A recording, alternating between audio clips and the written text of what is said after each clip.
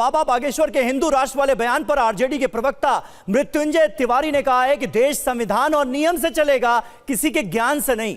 वहीं बीजेपी की सहयोगी पार्टी जेडीयू ने कहा है कि साधु संतों के विचारों पर राजनीतिक दलों को प्रतिक्रिया नहीं देनी चाहिए। आप दोनों बयान सुनिए।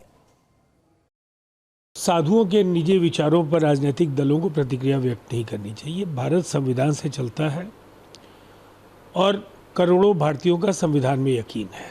देखिए, ये देश हिंदुस्तान अपने नियम कानून संविधान से चलेगा, किसी के ज्ञान से नहीं चलेगा।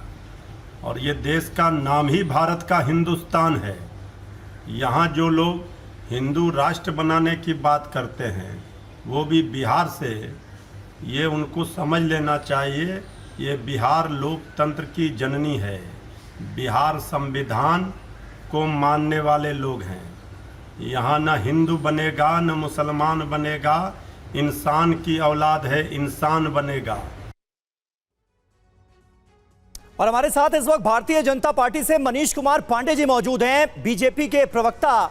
मनीष जी, आखिर ये संयोग नहीं, अगर प्रयोग है तो प्रयोग ये किस तरह का हो रहा है कि ऐन चुनावों से पहले सनातन महाकुंभ का आयोजन किया जाता है? भाई बहुत अच्छी बात है, हिंदू धर्म के बारे में बातें हो रही हैं, ये भी बहुत अच्छी बात है, लेकिन इसी मंच से हिंदू राष्ट्र के नारे दिए जा रहे हैं, राजनीतिक बयानबाजियां हो रही हैं और खुलकर भगवाए हिंद का नारा दिया जा रहा है कि हम भगवाए हिंद वाले हैं। आखिर ये क्या बताने की कोशिश है? तमाम मुद्दे एक तरफ, अब ये सबसे बड़ा मुद्दा भगवाए हिंद हो गया क्या बिहार विधानसभा चुनाव का?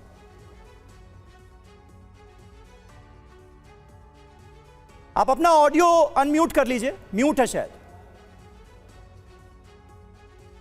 जो नारे लगे वहां पर, मैं थोड़ा सा उन नारों को एक बार फिर से आपको और आपके दर्शकों को, पूरा पैनल को मैं याद करा दूं। अगर हुआ मेरे धर्म पर घात तो मैं प्रतिघात करूंगा, क्योंकि मैं हिंदू हूं, मैं सिर्फ हिंदुत्व की बात करूंगा। हम किसी मजहब के विरोधी नहीं हैं, ना हमें मुसलमानों से दिक्कत है, ना हमें ईसाइयों से दिक्कत है। हमें तो हिंदुओं में रहने वाले उन हिंदुओं से दिक्कत है तो जातियों के नाम पर हिंदुओं को लड़ाते हैं।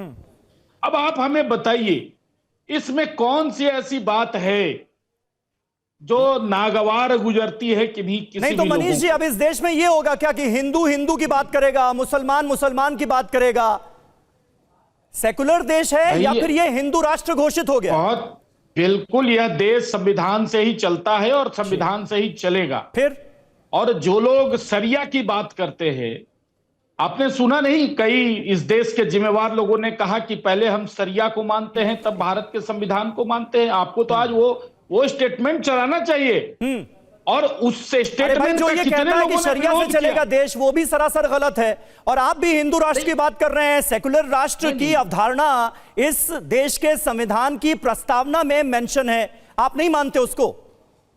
नहीं, मैं वो सवाल ही नहीं उठता है उसका यहाँ पे इस विषय का कोई मतलब ही नहीं उठता है। मैं क्यों नहीं मतलब है? आप कह रहे हैं कि भाई ये हिंदू राष्ट्र है, ये हिंदू हिंदू की बात करेगा।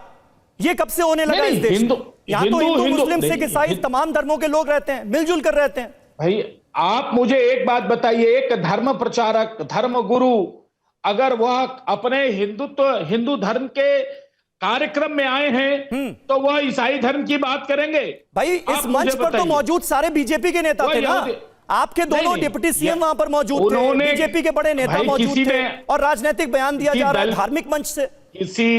किसी दल के किसी नेता के आने पर अब आप बताइए, क्या बाबा साहब अंबेडकर भी जो है वो क्रिमिनल थे क्या?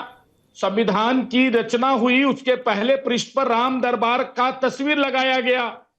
अब क्या कहेंगे कहने वाले, जरा उनसे पूछा जाए। लेकिन बाद में उन 2-3 पन्नों को हटा दिया गया।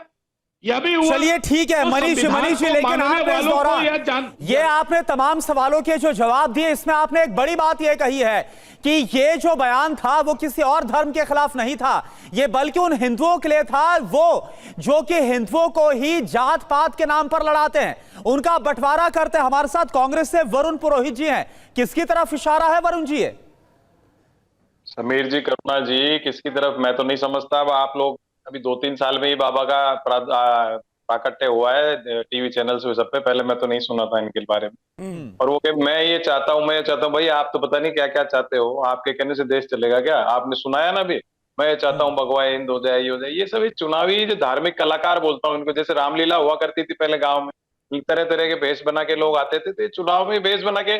अभी आपने सुनाया किसी पार्टी प्रवक्ता को कह रहे हैं कि धार्मिक लोग अगर कोई संत साधु संत कुछ प्रतिक्रिया नहीं देनी चाहिए दूसरों को, तो भाई ये राजनीतिक प्रतिक्रिया ये कैसे दे रहे हैं साधु संत? इनको छूट है सब चीज करने की। ये सब नहीं होना चाहिए, क्योंकि बिहार का चुनाव है। भारतीय जनता पार्टी की जो मोदी सेंट्रिक सरकार है, मोदी जी का जो ग्राफ है ना पॉपुलैरिटी का, 2000 चुनाव में भी देखने को मिला किस कदर गिर रहा था। राम मंदिर प्राण प्रतिष्ठा के बाद भी मैंने उस समय भी कहा था, लेकिन विपक्ष उसको पूरी तरह से भुना नहीं पाया। आज भी विपक्ष भुना नहीं पा रहा है। लेकिन देश की जो स्थिति है, आम जनता इस मोदी सेंट्रिक सरकार से, इनकी नीतियों से त्रस्त है। ऑल्टरनेट ढूंढ रही है। ऑल्टरनेट अगर विपक्ष आज दे दे अच्छा तो वरुण आज जी ही एक बात मोदी जी बताइए, सरकार। जो हुआ महाकुंभ, जो सनातन महाकुंभ हुआ, क्या इसका शुद्ध उद्देश्य वाकई में आपको धार्मिक नजर आता है, या फिर बिहार चुनाव के पहले यह सब कुछ होना आपको इसका सियासी मकसद नजर आता है? यह सीधा सवाल है आपसे। अगर धार्मिक इनका मंतव्य होता तो दुनिया, भारत के अंदर इतनी बच्चियां गायब हो गई, महिलाएं गायब हो गई, इतने रेप हो रहे हैं, लोग बच्चों की बेरोजगारी है, आत्महत्या करके बच्चे मर रहे हैं, किसान मर रहे हैं, उस पर बात करते। कि धर्म का अर्थ जो हिंदुस्तान में है वो एक कर्तव्य है। मोहन भागवत जी भी समझा चुके, पर आज के जो मोदी सेंट्रिक जो चल रहे हैं ना सिस्टम, तो उस फ्लो में भाग रहे हैं, उनको समझ नहीं आ रहा। भाई अखंड भारत की बात करो तो समझ में आता है, पाकिस्तान का विभाजन रद्द करेंगे, वापस सब एक हो जाएंगे सारे भाई, सारा हमारा जो भारत था, हिंदुस्तान था 47 से पहले, एक हो जाएगा। वो बात नहीं कर रहे। हर बात में इनको जो एंगल है ये सिर्फ पॉलिटिकल एंगल,